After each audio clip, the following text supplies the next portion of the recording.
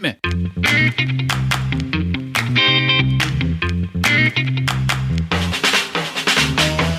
Welcome to the Senior Rehab Podcast.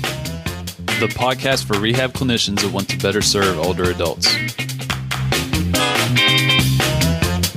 And now, your host, Dustin Jones.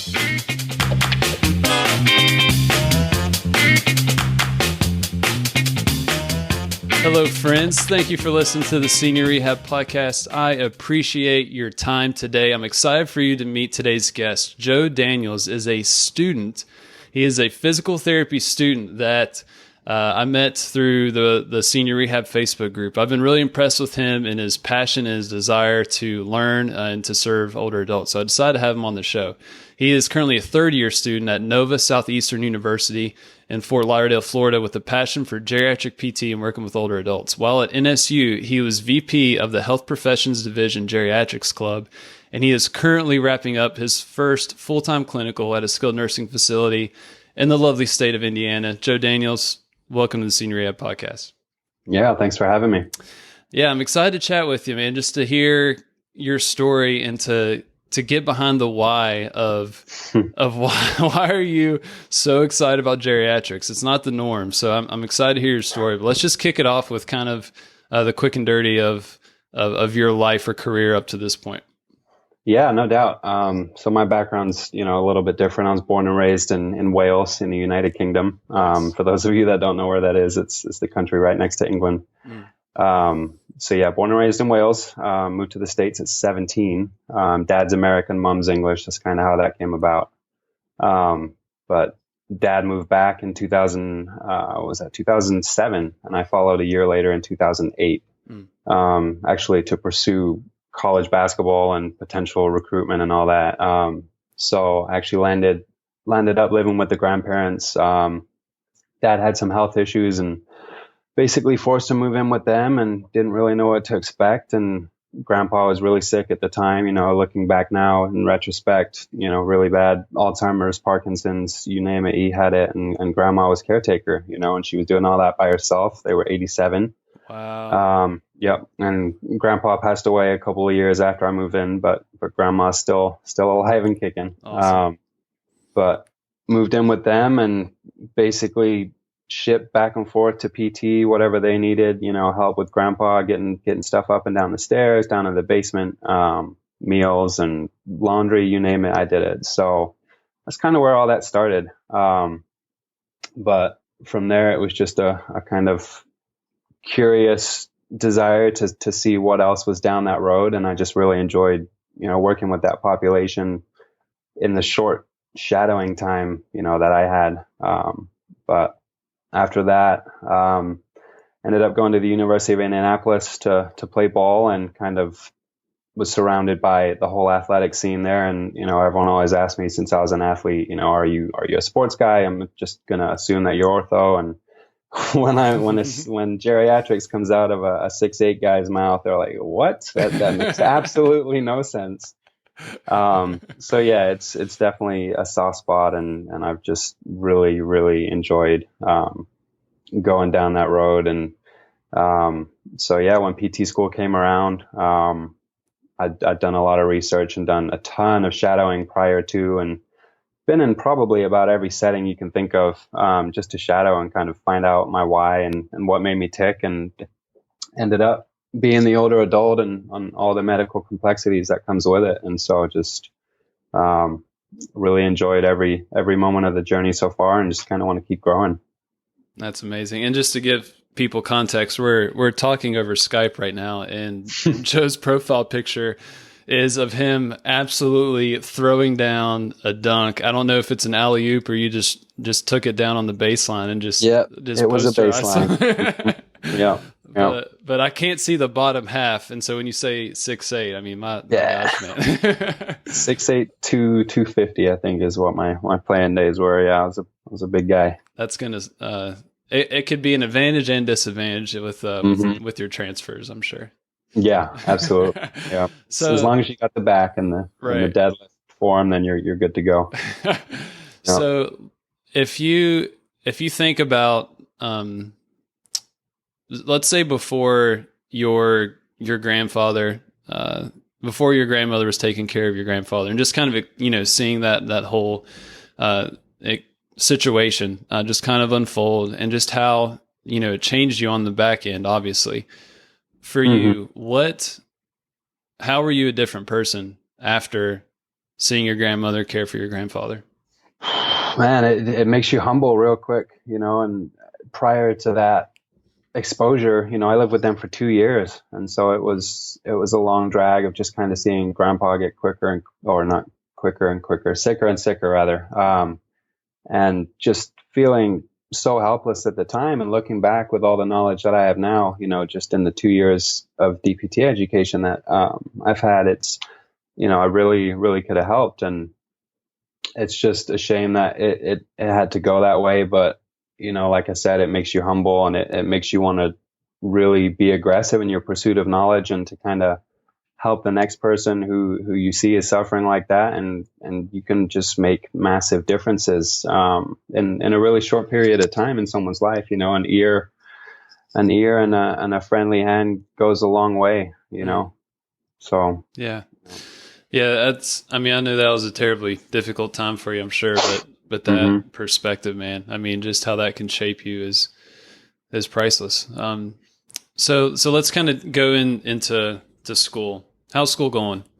How's your take on your experience so far? Yeah. Nova's been a phenomenal program, man. The staff is unreal. Faculty is great, and had a great group of classmates as well to just kind of all pull us through it. And, PT school is hard, don't get me wrong. And we put our time in, but just really, really enjoying kind of getting to put it all to use now, while we're out in the clinic, and basically showing everyone what we've learned, and all the time we put in is kind of paying off slowly but surely. And, right now I'm in my first full-time rotation in a skilled facility, and have a great CI.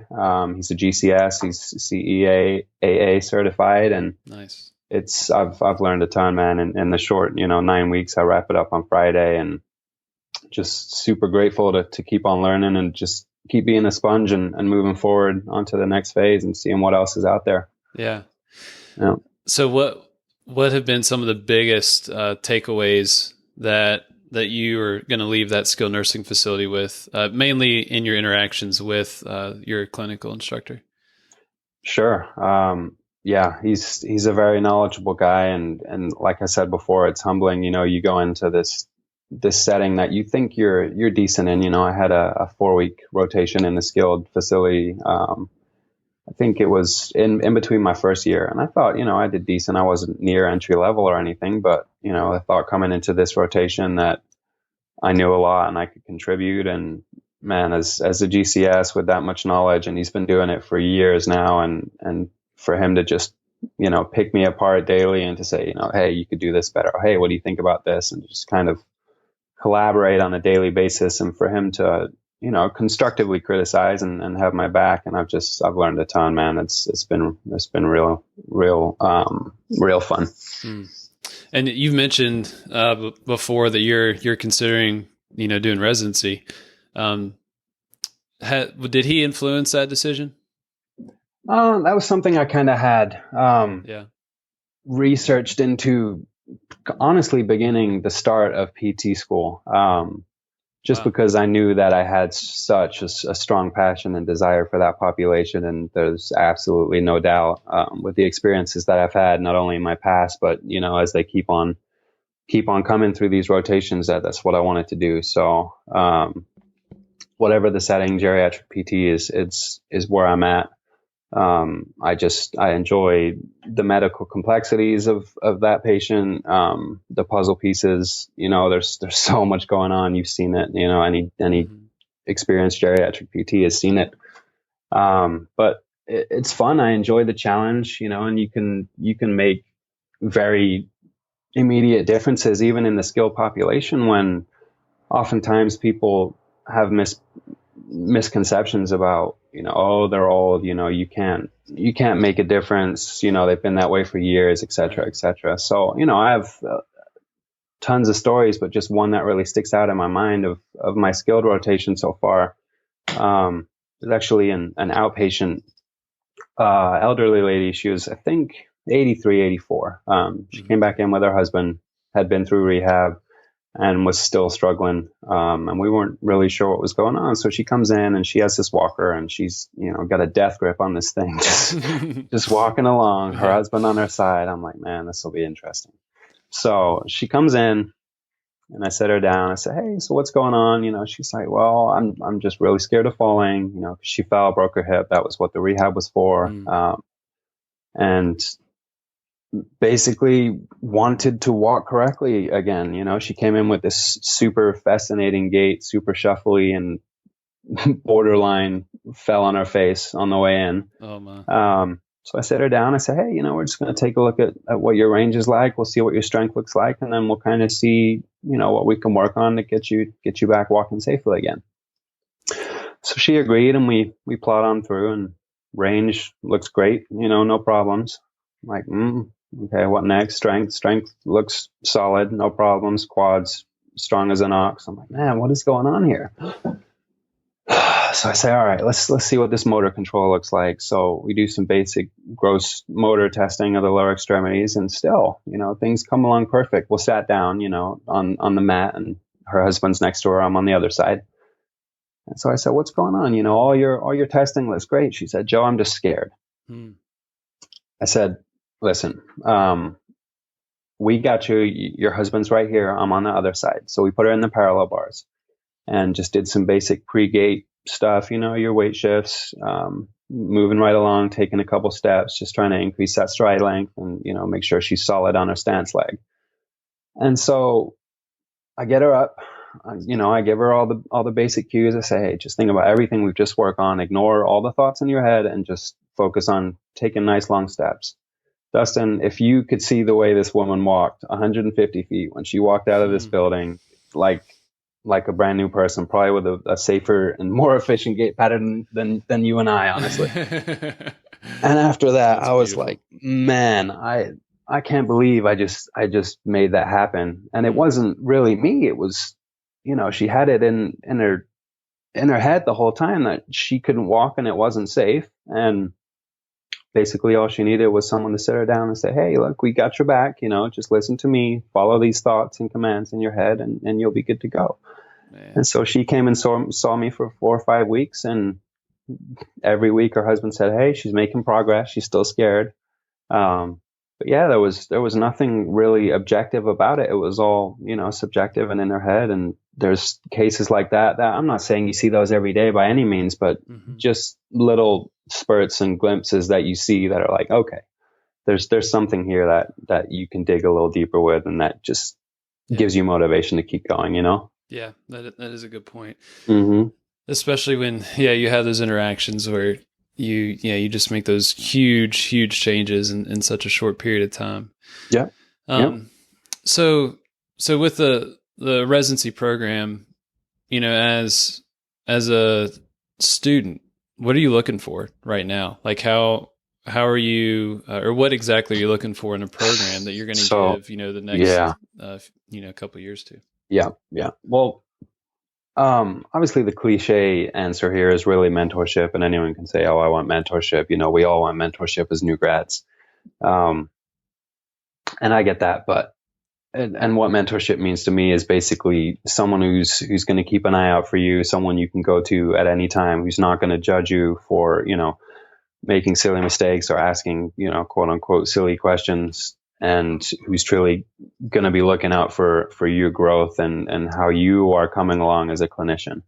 But the bottom line for me, man, is I like a challenge, and I want to learn and be the best clinician that I can be. And I feel like if I'm not pursuing the highest and most relevant evidence-based training that there is out there, I'm kind of doing my patients a disservice. I'm not sure if you'd agree with that, but it's how I feel. And I want to be a sponge, man. I want to surround myself with excellence. And I think the only way to be the best you is to surround yourself with people who are better every day. Whether you're a student or a clinician, you're not going to grow if you're surrounded by, people who aren't challenging themselves every day. And if that's what you want, that's what you need to be around.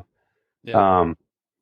But as far as a residency goes, man, obviously mentorship is number one. And different residencies have different rotations, so to speak.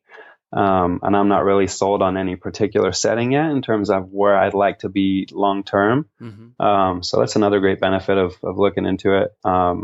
Is that you get to rotate through basically again, but just under the geriatric umbrella, and kind of really figure out and dive a little deeper into where it is that you would perhaps like to be long term, or where your interests lie, or if you're interested in research. There's most residencies have that option as well.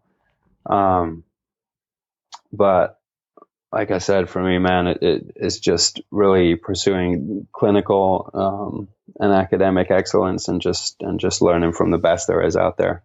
Yeah, you're impressive, man, I will say.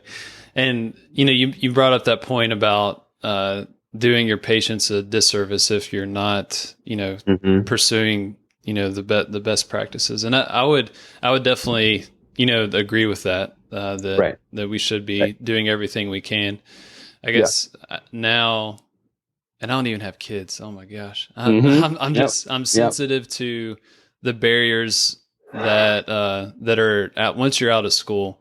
Like if it wasn't for the Facebook group, that senior rehab Facebook group, I don't know how I could get my hands on a peer reviewed journal article other than what we have. So there's all these barriers, and then time, and then just ease of consumption as well. And I'm not to say it being a cop out, but I hope as technology progresses, we can continue to be I guess innovative in how we can stay informed, that we can be sharp. And honestly, I feel like podcasting is one way. I mean, this has been huge for me, just to be able to talk to people that write the research papers, or are just excellent clinicians. But I think it's something we got to keep pushing, is how can we bridge that gap between, what the evidence is saying, and, how can we get to the people out there practicing it? Yeah, for real. And for me, it's a rabbit hole, man. And to add to that, it's, as a student, especially in a skilled nursing facility, Nick has had my back from day one. Don't get me wrong, but there's certain environments that I've been in where I'm not being challenged, and I'm not being looked over, and no one is questioning what I'm doing. And, I'm looking for guidance, and the only way for me to grow, really, in my mind, is being uncomfortable and putting myself in those situations, and having someone have an eager eye over me, and someone who's seen 100 of the same patient that I'm looking right at, and so, like I said, I want to inspire and be the best that I can, and do that by leading by example. And I think that's, the only way that I've been able to do that through my entire young career so far, whether that be, with sports or helping out, where I can. But the other thing is, I've always had that balance, right? I've always been busy, whether it's been athletics, a full Division II basketball NCAA schedule on top of a full class load every summer, working 40 hours on top of basketball, on top of, academics. Man. Or whether, in PT school, I worked, up to 20 hours a week in the athletics department. Just going to games and doing scoreboard, and just kind of staying in touch with some athletic friends in that venue. But I enjoy being busy, and I like to balance different things. And at the end of the day, I think iron sharpens iron, man. And that's the ultimate goal for me. Preach it. Preach it. So you mentioned being busy. I got a hold of your resume, and my gosh, man, I mean, it's just insane. Like you're such a driven guy. I mean, if I had half the drive of you, I would probably be the president of the APTA right now.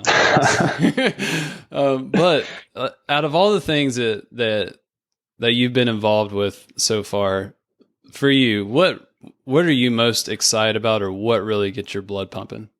Oh man, I wanna share some stuff about the geriatrics club that I was a part of for 2 years. So basically, how that came about was, our program is in a multidisciplinary building, right? And so you got your DO, your opto, your nursing, your PTOT, your speech, and medical sonography, and everything, every other profession in that building, you name it. So you're walking around and you're brushing shoulders with those guys all day. And I I'd made friends and made acquaintances with some of the medical students, and me at this point posting all my geriatric stuff on all my social media, etc. And so, I got this girl reaches out to me and say, "Hey, there's a geriatrics club," and I had no idea, So she said, elections are coming around. If you want to run for a position, you're more than welcome. And so I was the only PT student who showed up for this thing. And there was like maybe 20 med students and a bunch of OT and a bunch of audiology and speech, all interested in geriatric, profession and their relative field. And so I ran for VP. I didn't really have much of anything on my resume at this point. This was, as a PT1, I didn't have any experience. I was just coming in and trying to make an impact somewhere because I knew the fire that I had for this population. And I ended up getting the VP position by way of, my new colleagues and classmates. And so we took the ship from there and ran with it. And basically, for those who are familiar or with the Alive Inside documentary on Netflix, it's basically a couple of guys, doctors who take familiar music into nursing homes with moderate to severe dementia patients and do a baseline evaluation, and then they recheck and see how music has affected their daily functionality and their impact on their ability to complete their ADLs and interact with their family and other residents, etc. And basically, the findings of this study were something else, man. I mean, as far as dementia goes, music is really the last, or the part of the brain that's affected last is that which has memory ties to music. And so I wanted to replicate that, with our club and see if we could make an impact on some local nursing homes. So basically, we ended up applying for a couple of grants. We got a couple of $1,000 for some grants to do it. I was at a private school and they were happy to give out money to show off their new programs. And so we went out and we did it and worked with a geriatrician who was, had ties with the medical program and basically had the same success that was replicated with the documentary I saw on Netflix. And so it was amazing. We went in there, we took our baseline evaluations, nothing super objective, just kind of subjective interview histories. And for those that weren't really able to be, or weren't able to communicate with us in some way or another because they were so severely demented, we'd ask family members or caregivers or whoever what their music preferences were, kind of what era they grew up in. We made some judgments on some of them because they didn't have any family. And we went out, we downloaded all the music, we bought all the iPods, and we went back. I think it was probably 6 months later, and reevaluated, got them the music, and then every week thereafter, we would have all our club members go in and reevaluate. And every week, it seemed like 80-90% of the people, according to their caregivers and nursing staff and whoever, reported, these guys have been great. They've been functioning more. We've been really enforcing this whole music thing, and it seems to be working. And my jaw just hit the floor, man. I didn't know what to expect, but it's super, super rewarding. Gosh. Yeah. I want to put out there on public record, if I ever come down with dementia, Alzheimer's, whoever is listening, just what do you need? Give me a Pandora station of James Brown. James Brown. I will be. Right. What about you? What Right. would you prefer? Oh man, I listen to everything. A lot of Coldplay. Yeah. Okay, I'll get down with that. Mm-hmm. That's so cool, man. Like I'm really just fascinated with what you've experienced in such a short period of time. I mean, you've had these really difficult situations that have really opened your eyes to what a lot of people go through, but then you've also had these really awesome, encouraging experiences where you're changing lives by whether it's music or whether it's your work in the skilled nursing facility. And I'm excited for you, man. I'm excited where all those things, how they have shaped you and informed you, and where you're going to go. But I would like to know from your perspective right now, when let's say hopefully you get accepted into a residency, and then you take that job after residency, whatever setting it would be. Mm-hmm. Right now, as a PT student, what's your vision for your career? What do you want to do? Where do you want to end up? How do you want to influence I know it's a big question, but I know you think about it. You're a big thinker, so you got an answer. Every day, man. And I've been getting that question a lot more recently with some of the stuff that I've been putting out. But for right now, man, honestly, I just want to be the best clinician I can be. Learn from the best, like I said, who have been doing it for years. Surround myself with that. And as of lately, I mean, and when I say lately, I mean just even the last couple of weeks, I want to do this thing on a bigger scale. You know, you can make impacts at one nursing home or with one patient or, you know, with one state. But until this message is nationwide and people are doing it, I'm not content, man. You got to keep going. And at the end of the day, if you see an interest or a spark of interest in anyone, whether it be friends or family or other clinicians, you need to jump on that, because geriatrics isn't like ortho or neuro, you know, where you talk about all the time. They're these sexy fields. And like you said, we need to kind of bring sexy back to geriatrics. And at the end of the day, the knowledge and the content that we continue to put forward and to share with others is what's going to do it. But you got to start somewhere in lighting a fire, right? And so that goes back to ground roots, man, ground zero. You know, people like yourself, your Rachel Walton Mouse, you know, your Jamie Lois. And for me, that means getting into DPT programs early, you know, as of year one, because in my experience, my geriatrics course, right, in my DBT curriculum, we had 6 weeks. It was rushed. It was taught by basically a DO, very pathology based. You know, we learned all about the body and aging and different conditions, but nothing really on how to treat any of it. So how does that help at the end of the day? You know, and I get it. It's boards prep. You know, boards is your cardio, your neuro, and your musculoskeletal. But if there's no advice on how to treat any of it, and that's what students have to base their whole geriatric perception on, then we're doing it wrong, guys. You know, we got to get you guys in there early. We have to get students excited, and we have to get students to realize that geriatrics is bigger than just an old person who can't walk, or your seated thorax, or whatever, you know, else you're going to use to apparently treat the older person that you wouldn't your ortho athlete or whatever. But at the end of the day, it's all the same principles. You know, it all comes down to the same thing. So yeah, you just answered one of the senior rehab Facebook group members' questions. So Allison Gustafson, I think I pronounced that correctly. How can we get more students interested in geriatrics? And you know, I think you just answered that. So yeah, and I what you just mentioned, I've definitely been thinking about since I just moved back to my the town of my alma mater, Lexington, Kentucky, and I reached out to a couple of my faculty members just you know, see if they needed, you know, anyone to come in and talk or help out with a lab or whatnot. And luckily, we have faculty members that they get really excited about geriatrics, like they love it. And and so they're definitely willing. But it seems like they're just from talking with students, there's kind of been mixed experiences in terms of, you know, it seems like every program has that super passionate, you know, ortho guy that just geeks out about outpatient orthopedics, but the super excited, almost infectious, person that's focused and so excited about geriatrics can be hard to find.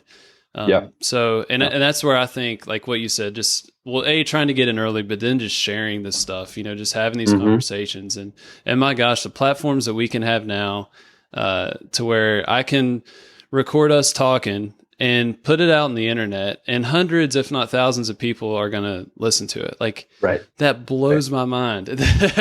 And I, for me, that's empowering. And I hope it's empowering, you know, for you and the listeners to, you know, get that voice, you know, put this stuff out there, have these conversations, because there are people out there that will listen, and that will make a tangible impact on our profession. Absolutely. Short term and long term. Yeah. So. I think at the end of the day, what it comes down to is really finding your why, you know, what makes you tick, you know, whether you're a geriatric person, ortho person, a neuro person, a peds person, it doesn't matter, right? What makes you get out of bed in the morning? Okay. So if you haven't found that by now, you need to be relentless in getting that done, guys, because this was my thing, way back in high school. I'm someone who, if I don't know what I'm doing, if I don't have a direction, then I'm lost, guys. What are you doing every day? You can't just stroll through life. Okay. I wasn't, Dustin, I wasn't going to share this, but I'm going to anyway. I lost my dad back in July. Okay. He had a stroke. He was 52 years old. Wow. Sudden stroke and gone. And so life is too short, guys. You can't afford to waste your days anymore. Okay. Because the risk of putting yourself out there is far outweighed by the reward of doing what you love. And Dustin, I don't know about you, man, but I would do this every day, and I would do it for free if I didn't have student loans. Yeah. And that is the honest truth. Yeah. But man, there's no time to waste, and find your passion and really do it now. And if that is geriatrics, then great. If it's neuro, then great. If it's cooking food at McDonald's, then great. But at the end of the day, that's what's going to make you have a long and happy life, in my opinion. And that's what it comes down to. So if you're relentless in doing that, and that means going out and shadowing and networking, guys, we have, like you just mentioned, Dustin, we have the world at our fingertips right now. You can literally talk to anyone in the entire world. You can video conference with them. You can set up a meeting. You can go grab a beer. You can do whatever you want, so, and this was a topic for maybe later, but for those older clinicians who aren't demanding the best of themselves, or they're just burned out for whatever reason, we as the next generation are responsible for going in and reigniting that flame, guys, because if your flame is out, you need to take a break. You need to hit the refresh button and come back later and try something else. But we can't afford to waste days anymore. Yeah. And when you mentioned that right there of wasting days, that for me, that's one of the best benefits of working with older adults, I think, is that you are with people in that special time of their life that everything's coming to an end, and we have a big impact on their lives and can definitely improve the quality of life, but they know that they're going to pass at some point or another. And you have a front row seat into that, and the perspective that you get that I've gotten for sure from those interactions has been priceless, to where time, I literally do now see it as a non-renewable resource that every second is taken away. And, what am I doing with that? I ask that question every day. Most of the time I'm not very happy with the answer, but I gotta ask it. But like you said, I mean, all it comes down to is finding your why, surrounding yourself with phenomenal people, and learning from your mistakes. You're going to make mistakes every day, and as long as you learn from them, then you're progressing forward in the right direction. But in terms of the Jerry world, just you isn't enough anymore. Like I said, if you have friends who have mentioned something, pull them in, get them on the train, because we need all the help we can get, guys. There's just not. I'm sure you've seen it, Dustin, but all these skilled nursing facilities, they're understaffed. These people don't get the treatment they need because there's just not enough fuel on this fire out there for the Jerry population. Yeah. And so we need to get people excited about that. And, whatever it takes to do, we have a rehab reunion tomorrow at my facility. And so they're bringing a bunch of old patients back who did well and wanted to share their success stories. And, current patients are coming to listen, therapists are coming to listen, the executive staff is coming in. But we can do this for our Jerry courses. You can bring in patients from the outside world who have done well with therapy and have them come into your Jerry courses and tell their stories as early as PT1 in school, just to plant that seed and kind of get people going. Because once you plant that seed and provide the resources, you give them all these podcasts with all these names and all these blogs and all these YouTube videos. And if you have the resources and you make a decision not to pursue it, then that's fine. But it's game over if you have a little bit of fire and the resources are there, then you're in the right direction. Yeah, I would agree. I think a lot of, there's a good bit of people that are in the academic setting, they're faculty members, and I know they probably really appreciate what you're saying right now. And I do want to publicly thank those people that are, in the academic setting. Just, my eyes have been opened so much to the constraints of making change in the ivory tower. So I know it's not easy work, but not at all. But my gosh, it is powerful work that you probably don't see the impact until years down the road, whenever someone like me comes back 5 years later and says, I just now got what you told me back when I was in school. So, well, let's transition a little bit. I want to be respectful of your time. We'll ask some quick questions here, but your responses definitely don't have to be quick. So let's go back to let's go to 18 years old. What would you tell your 18-year-old self? Man, be patient. Be patient. Absolutely.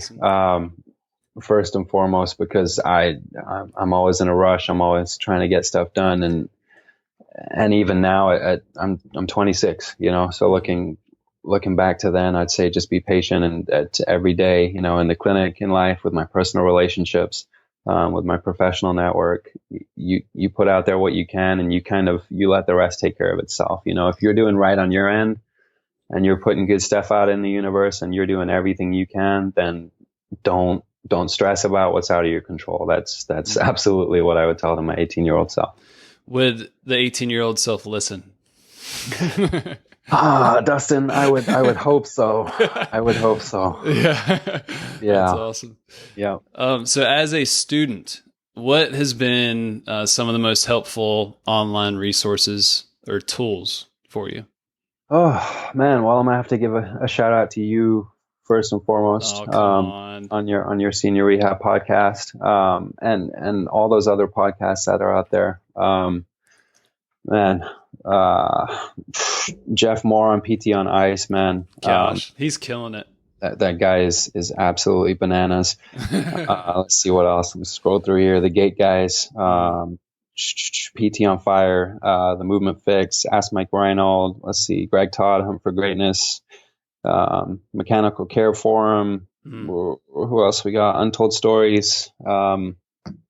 Stop Chasing Pain, Physio Matters, and Karen Litzy's Healthy, Wealthy, and Smart. Oh, and Jimmy McKay's PT Pinecast for sure. Yeah. Yep. Yeah, those are, I mean, it's wild just to see, even in the year that I've been doing this, the amount of really good podcasts now is so cool. It's overwhelming for me now. Like, I had all the time in the world before, but now I can't keep up with them all. And I'm a home health therapist. I've got guaranteed 2 hours a day of listening time. That's I'm telling you, man, it's my girlfriend gets mad at me sometimes because I spend so much time on the phone. And like I said, it's a rabbit hole. There's just so much info, and it's overwhelming, So you got to find a good resource, and just take away at it. You're not going to get it all at once, and it goes back to patience, Yeah. So just get involved and get situated and get comfortable and get going and get going. Yeah. I need to listen to some of that advice, because I definitely get focused on, I guess, outcomes. Like so like with the podcast, it's so easy to focus on numbers and downloads and all this stuff, which, I mean, honestly, I don't know why I care so much about it, because either way, I get to talk to people like you and gain a lot from it. But and when I focus so much on the outcomes, I forget the process. Like I need to value the process and just the work, those decisions, those habits on a day-to-day basis that will result, in those outcomes that I want, hopefully. But I need to value that process more. So I appreciate you bringing that up. Yeah, absolutely. And you know what, man, and you know this as well as anybody does, but the fun is in the journey. Once you get to that 50, 100,000 downloads or whatever astronomical crazy number you want, it's like, okay, I got there, but all the fun is in the journey. And I don't want the journey to end, quite honestly with you. I just want to keep grinding and keep going. And yes, I have goals, but every time I meet my goal, I change it and I put the bar up a little bit higher. Yeah. And when you get to a point where you're content with yourself, and not that really that should ever be the case, but when you feel like you're strong enough to be able to give back, that's the next step. You just pour down the next generation, and you do what you can to make the next generation a better version of what you were, and that's my goal. Yeah. Preach it. All right. Last question. Let's pretend we are at the National Student Conclave, which I think is that coming up this weekend, or it's coming up soon, I think. Yes, it is. So we're there. All right. You have all the students in one room. You have their attention for 30 to 60 seconds. What would you want them to know? Okay. I can't promise 30 to 60 seconds, okay, no time limit. But here goes. Okay. First and foremost, guys, stay hungry. Never put down your pursuit of knowledge, because when you lose your why or your candle's starting to burn out, like I said before, it's time to hit the refresh and find something else. It's inevitable. You're going to burn out eventually, but what's your backup plan when that happens? And if you find your fire is out and you're not able to reignite that flame, then it's time to get out and do something new. Because honestly, I'm tired of seeing these burned out PTs going through the motions. It kind of makes me angry and sad at the same time, because it's not fair to your colleagues. It's, who are working so hard. It's not fair to yourself. And most importantly, it's not fair to the patient at all. Okay. So like we talked about, lack of knowledge, Dustin, is one thing, but knowing what's out there and the fact that it's at your fingertips, yet continuing to put someone in a wheelchair who's ambulatory and have them do seated TheraX is just not acceptable. And it's quite honestly infuriating. But I feel that if you're going to be here, there's a necessity to make a difference. And if you're not making someone else's life better, then quite frankly, I think you're wasting your time. But guess what? Most of the older PTs out there that I've come across are happy to learn. I have an in-service tomorrow on outcome measures. They've been out of school a long time. Even as I've been out of school 12 weeks and I've forgotten half of what to be honest with you. I hear that. But it's our job as the next generation to educate and inspire. And you're the difference maker as the student. You have to go in there with your new and flashy doctorate, or whatever you want to call it. You got the iPhone, you got the podcast, the blogs, and the YouTube videos. Show them, get them on board. And I'm pumped and excited to get this stuff out there. But I'll leave the listeners with this from one of my all-time favorites, my guy Will Smith. All right, the separation of talent and skill is one of the greatest, most misunderstood concepts for people who have big dreams and want to do things and want to excel. Okay, talent you have naturally, guys. Skill is only developed by hours and hours and hours of beating on your craft. Because no matter how talented you are, you're going to fail if you're not skilled. Okay, if you don't study or read up or dedicate yourself to being better and better every single day, then you'll never be successful with your practice in the way that you want. Preach. Then you drop the mic.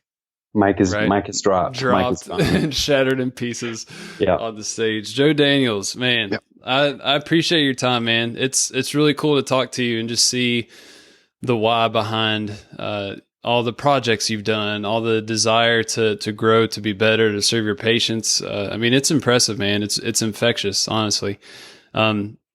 And I know, the listeners will feel the same way. So if they want to pick your brain a little bit, where could they find you on the interwebs? And I'll link to all the things we talked about and definitely what you're about to mention in the show notes. But absolutely. I'm always available on Facebook. I don't mind if personal, or if people reach out on the personal page. My Twitter handle is JDaniels, DANIELS _SPT. And if you want, you can shoot me an email at my school email. It's J for jump, D for dog, 2012@nova.edu. All right. Jump dog. Got Jump it. dog. Yep. Yes, sir. Oh, love it. All right, sir. I appreciate your time. You got it, man. Thanks for having me.